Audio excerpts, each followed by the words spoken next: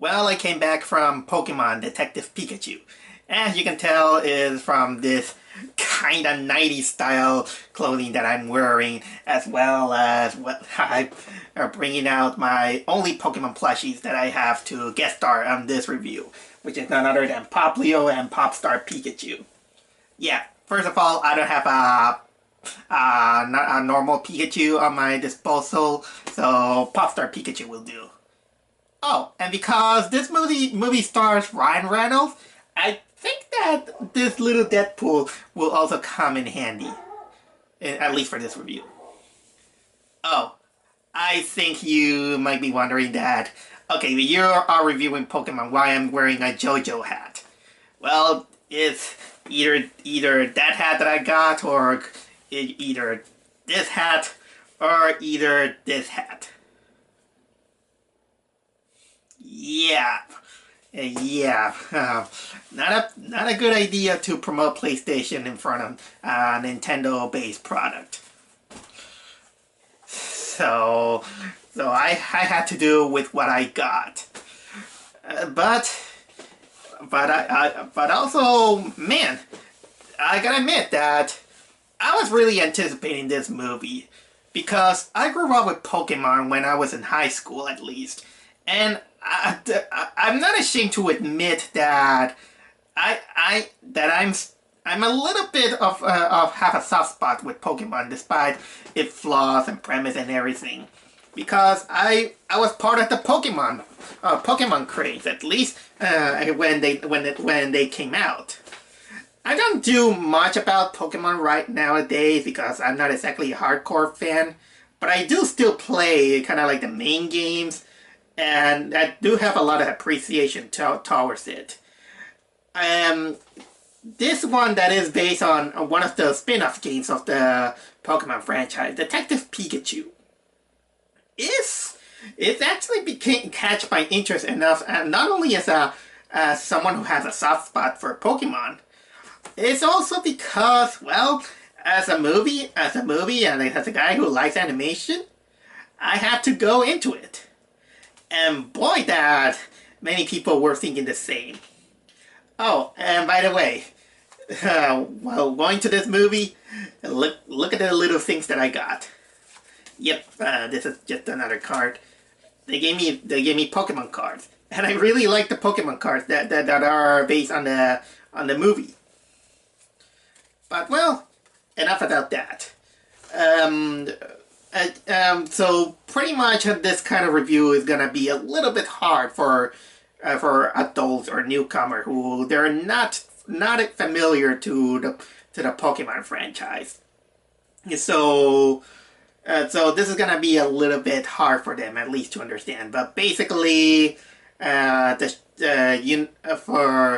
the uninitiated, Pokemon is the franchise on Nintendo about millions of creatures with magical technical powers that children slash adults capture them so they can train them if and they can use them for chores, household things. But the main thing is mostly for battle. They use them to battle combat. And yeah, I know that it kind of sounds like animal cruelty, but trust me that this is actually based on a hobby of Japan, where they pick up insects and make them fight. Yeah, I'm not gonna go into that. I'm not, and you know the many stories of Pokemon here and there. One of the most recent things that the Pokemon franchise gave, which I think it came out last year, is that they made this spin-off called Detective Pikachu, which is only one game that is about this kid who finds a Pikachu who basically he can speak. The kid is the only one who can understand him. The kid is called Tim Goodman. He can only understand this Pikachu who has kind of like a raspy voice, and they solve mysteries, and that's basically what it is. That's only the gist of it, because personally I never played Detective Pikachu, but apparently Nintendo wanted to push this spin-off so hard that they came up with this idea to make a movie out of it. And lo and behold, here we got it. We got finally Detective Pikachu, which despite the graphics and everything, I felt a little bit reserved my opinions until I watched the film. But I'm still curious enough because there are some things that I like and some things that I didn't like. And now that I have seen it, I will say this, that many video game movie adaptations, which usually are not good or it only are close to be decent, they must now take notes from Detective Pikachu, because this is probably one of the better video game adaptations you could ever see on the big screen. Which is kind of like the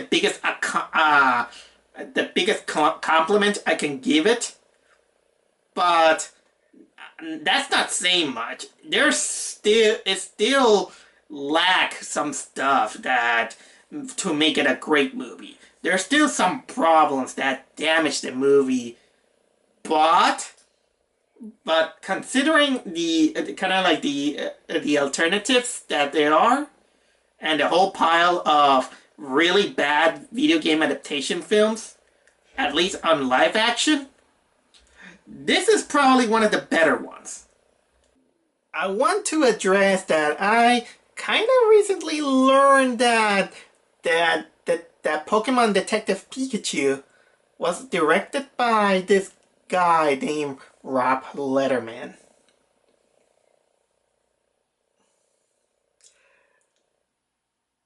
I kind of realized that this guy made Goosebumps, in which, well, I've been hearing many people liking it.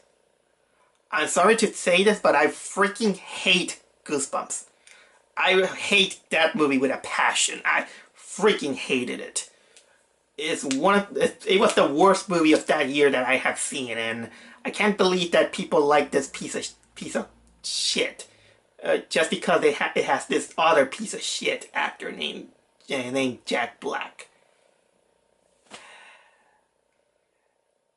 You made me give money to support this actor who made one of the worst movies I have seen in my life.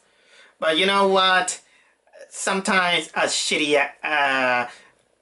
director from a shitty movie can make a good movie once in a while.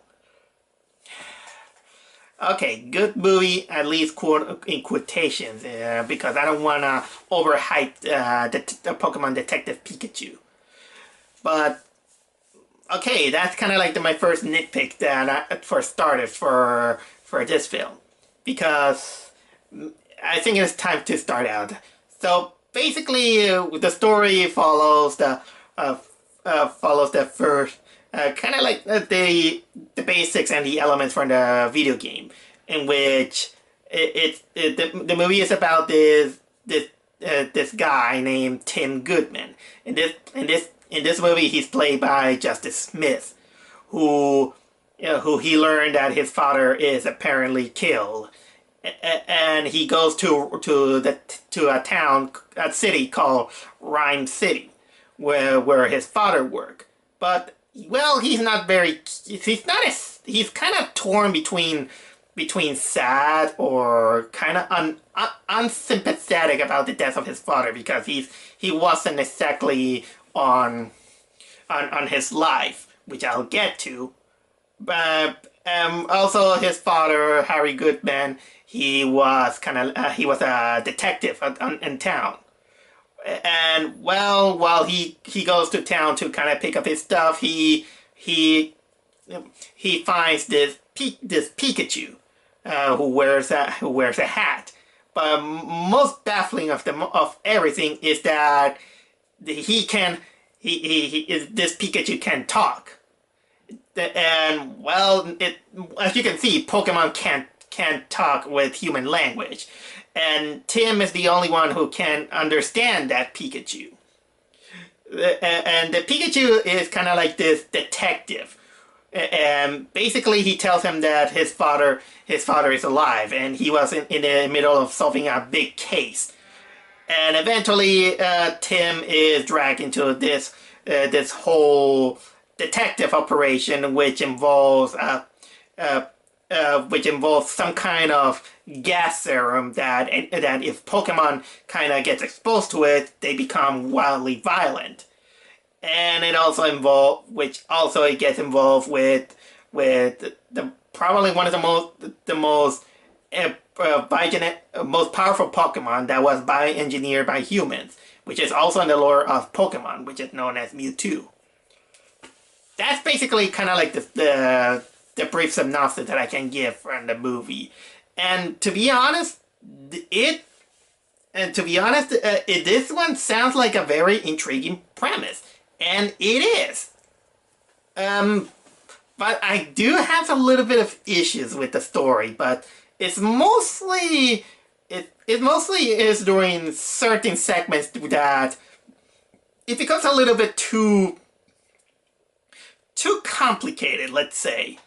Although many people will call it convoluted, but to the movie's defense, I will say that have you ever read a detective book?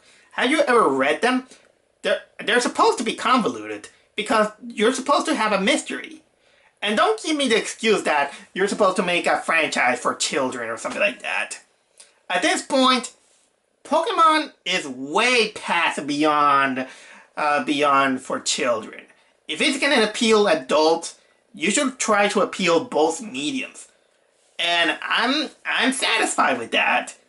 Although the mystery in this one is not exactly very complicated, let's say. I mean, because the most complicated detective cases are, can you believe that mostly it involves murder cases?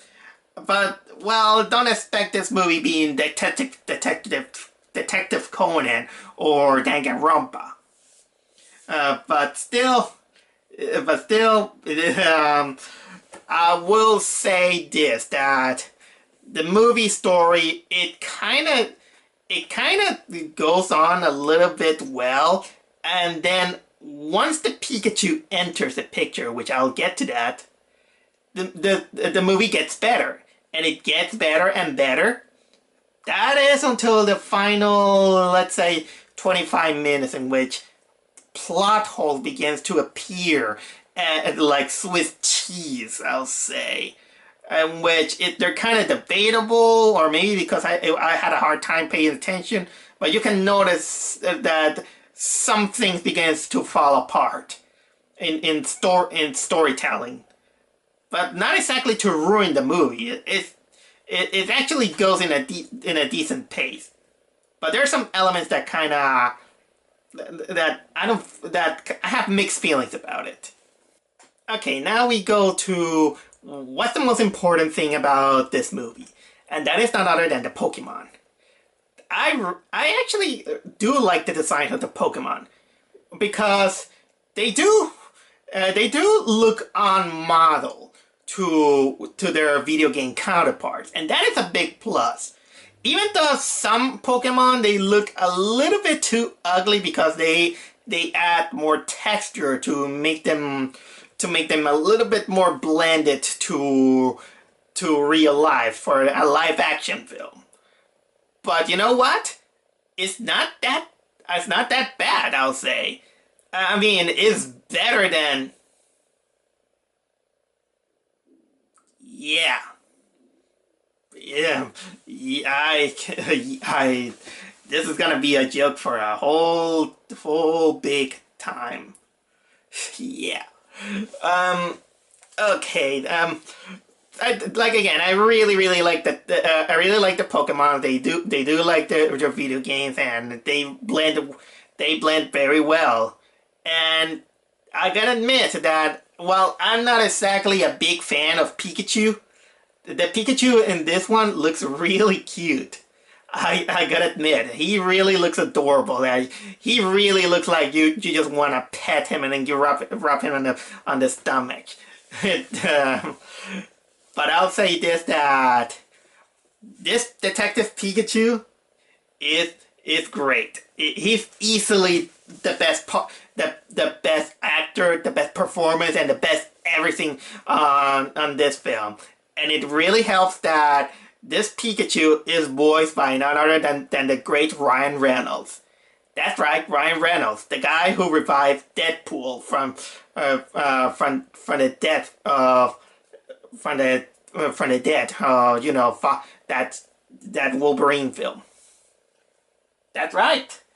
This is why I brought Deadpool here, because we got Ryan Reynolds voicing Pikachu. And you know what? His talk, his witty banter, it acts great. He kind of talks like a PG-13 version of Deadpool. Well, if he was a Pikachu, of course. And his delivery is amazing, I gotta admit. And some of the jokes that he says, they land very well. I really want to know if some of those jokes are improv. They're improvised. I want to know that, because some of them really work. Another main Pokemon that has is that there is also this Psyduck that usually Psyduck is always known for that this Pokemon has a lot of headaches. And when his stress level is at its maximum, his psychic powers it implodes. And this is something that they share from the anime, I'll say. My only nitpick about the movie in this movie is that I knew that they're not gonna do it, but I feel very disappointed that despite that you see so many Pokemon on the screen here and there, that is really fun to try to pinpoint which is which, try to name them all, seeing them all, and all this stuff. I was really disappointed that some of my favorite Pokemon are not in there. So I was very disappointed that Lopunny or Primarina or even Gudra didn't appear in this film. Maybe Lopunny was too sexy for this movie, or Primarina isn't that big, even though I think that she's better than any other Pokemon, and Gudra, which, man. But at least I got Charizard, that at least is a plus.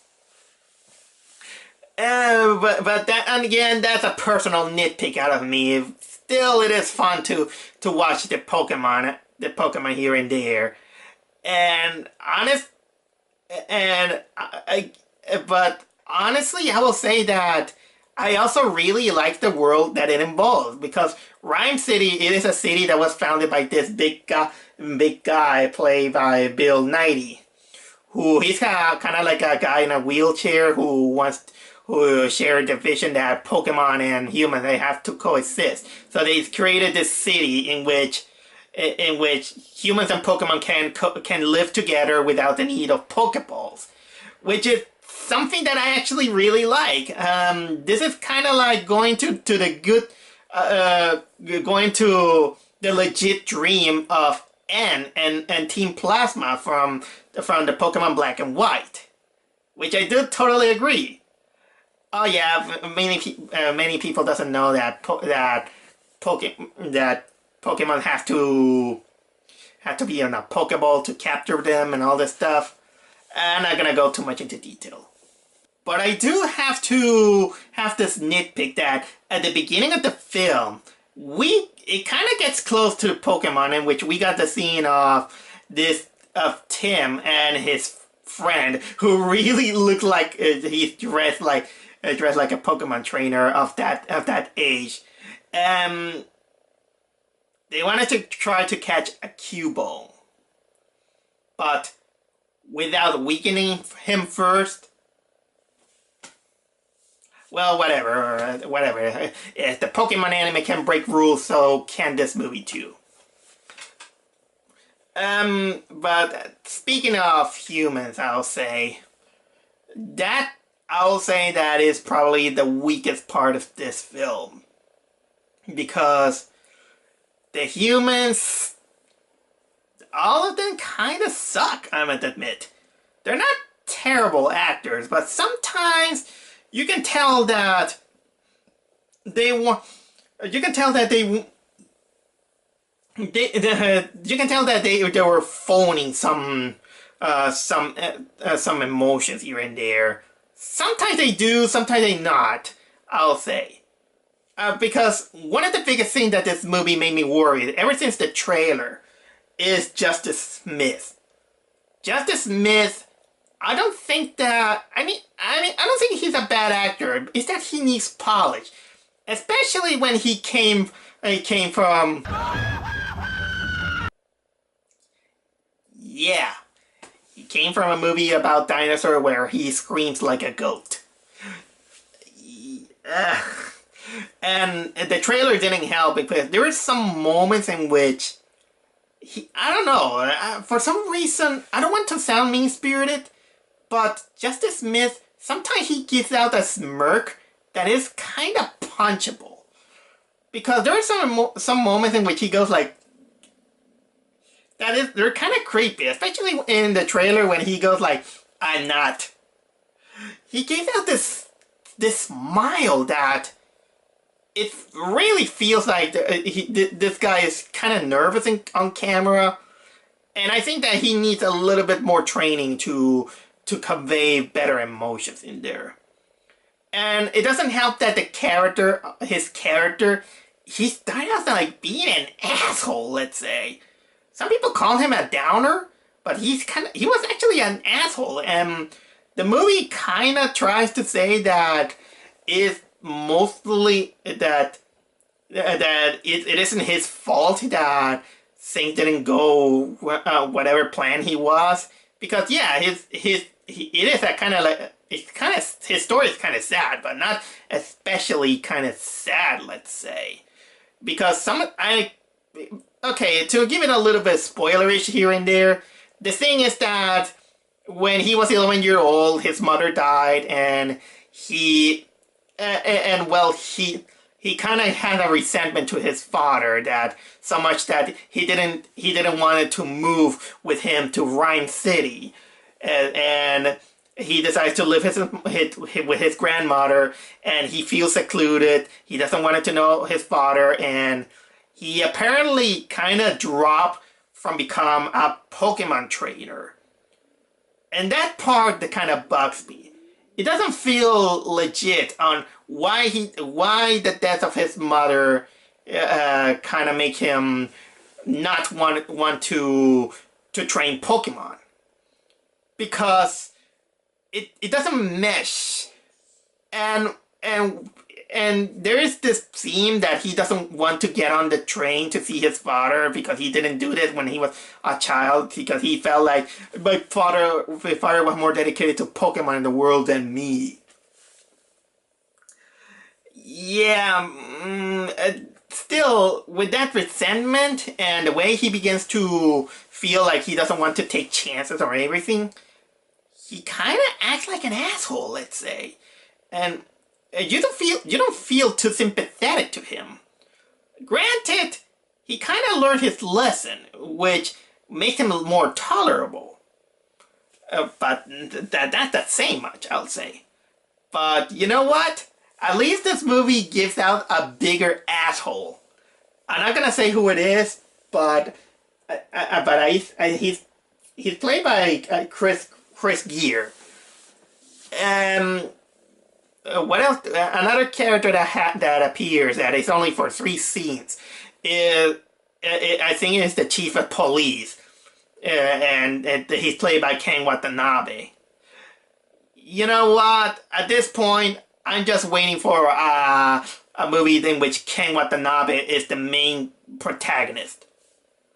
And also, I gotta say that if there's one character / actress who is probably the worst part of this movie, well, worst / weakest part of this movie, it is none other than Catherine Newton. Catherine Newton plays this journalist who she has a side partner, and she's technically trying to be the April O'Neil of the of, of of this movie. And in a way, you kind of feel that you could remove this character from this movie and not much will change. The only reason she is there is kind of for a convenience in one of the dangerous part of the movies with a Psyduck, and also kind of like a forced love relationship interest for Tim. Even though that romance that they try to push it doesn't feel earned. And what do I think? Why do I think that she's kind of like the weakest part of this movie's acting? Because you could tell she's blonde. She's blonde. Because people like blondes. She's always wide eyed, and the way she talks, I don't know. There's something kind of like perky out of it. It's like, hey, I had this. I love Pokemon.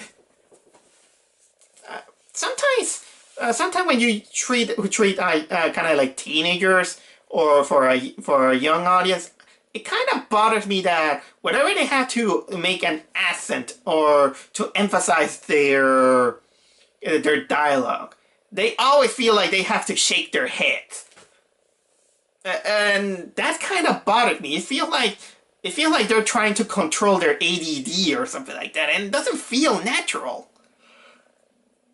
But anyway, she was basically the weakest part of the acting of this film.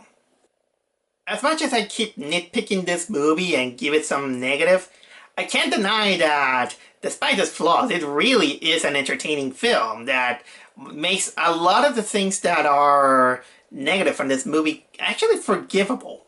More forgivable than many of the flaws that other video game films have. Because there are some scenes that are really funny and some scenes that are really entertaining. I'll say that probably, but you know what? I think it is time to put my spoiler section, because at this point there's some things that I do want to implode about this movie. So here it goes. I will say that probably the best humorous part of this movie, it involves Mr. Mime. And don't let the trailer fool you that it show you everything, because there's much more with that Mr. Mime scene in which they interrogate him. And I will also say that one of the wonders of this movie, and it's thanks to a little bit of Ryan Reynolds improv, is that they did have the liberty to get a little bit beyond family-friendly humor. And I love when they do that. I mean, go ahead with the naughty jokes. Go ahead showing us that you can go on and beyond from those idiots that put the rules they tend to push. And while it doesn't go too far, I really like it, because honestly, this Mr. Mime scene is kind of proof of that. Because let's say that it kind of ends up by making an imaginary arson to this Mr. Mime, and I was like, you basically burn Mr. Mime with imagination. You know what? I might didn't do any justice by just describing this scene. You just gotta check it out.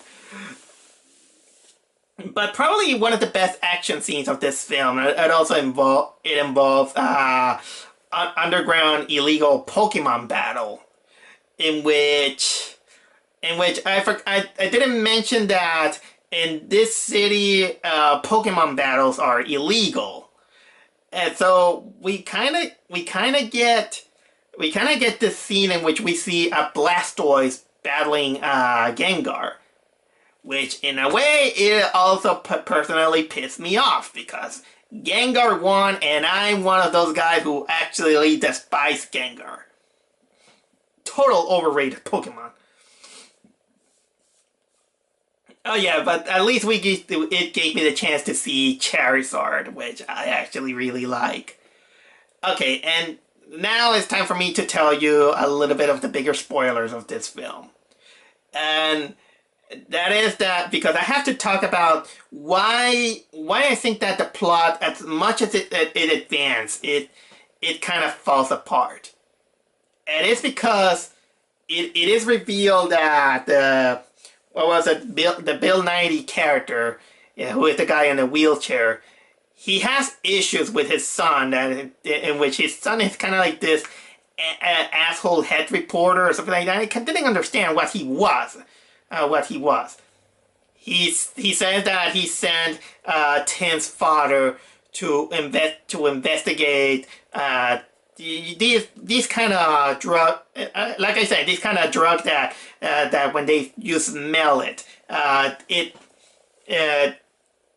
makes Pokemon aggressive, and also they make some inhuman bioengineering to Mewtwo because, well, let's say that this drug is made from the essence of Mewtwo, and Harry was the guy in charge of the investigation, and then it is revealed, and then kind of begins to see that, oh, that the son is the bad guy. But then it's later then revealed that it's not. The real villain is Bill 90 because he is salty that he's part of that he is on a wheelchair and he wanted to and he wants to extract his mind so he can be on the mind of Mewtwo. And suddenly he becomes power hungry and decides that since Pokemon are wonderful creatures, humans should be merged with Pokemon and all this stuff. And so, kind of a little bit his motivations and his evilness comes a little bit out of random. It kind of feels like it doesn't have rhyme and logic. Maybe I'm wrong because I saw this movie. I'm telling you this review right when I seen this movie, and it's gonna take me a while to kind of process what it is. And yeah, we got, of course, the Tim, the Detective Pikachu, which, oh, I also I want to tell you that there is a moment in which Detective Pikachu, he sings the first English opening of Pokemon. You know, the famous "I wanna be the very best that no one ever was," and it's glorious. Please, please, I would like to see Ryan Reynolds singing the Pokemon theme, but in full. Well, that's pretty much. We got this climax, but then, you know what? I really, really, really knew how the direction that they wanted to go with Tim's father, in which the fate of Tim's father, saying that no, he's not dead, he's alive. If you know storytelling, especially when you see these kind of predictable films that they do on family films, I'll tell you this, and it's a super spoiler. I always knew that Detective Pikachu can talk because he is Tim's father. Because it has to do with the merging and it has to do with the memories and all this stuff. So the movie kind of ends with finally separating the father from the Pikachu and all this stuff. Because Mewtwo became good at that point. But still kind of opens a big can of worms. And let me tell you, I've seen Let's Plays of the Detective Pikachu, and it doesn't end like that. It doesn't end like that. The mystery is still on with the disappearance of Tim's father. But that kind of opens kind of like a big can of worms, in which my biggest thing is that it doesn't technically explain why Tim can't understand that Pikachu because magic, lol. No. The movie kind of tries hard saying that maybe it's because he kind of smelled that drug that makes Pokemon rage, and this is why he can talk to the Pikachu. It doesn't. It doesn't do. It doesn't because let's say that this theory is broken because you see other people smelling that seeing it and they can't understand their own Pokemon. And oh yeah, and speaking of which, there is a cocaine joke when relating to this thing. And well, that's all I have to say about Pokemon Detective Pikachu. Did I like it? Yes, I did like it. It has its problems, but I like it better than again some other movies. It's not the greatest, but still, I kind of applaud that this movie kind of brings out a glimmer of hope to video game based movies. If they can involve a little bit more passion, dedication, and also faithfulness to the source material, then we can finally bring back a really good video game film. I still like Pokemon. I don't care. At least, again, I don't mind if my favorite Pokemons weren't there. I'm just feeling happy that I saw a really entertaining movie with some of my fondness of my childhood. So, anyway, it's time to say goodbye. Say goodbye, everyone. Pikachu! I'm not a Pokemon.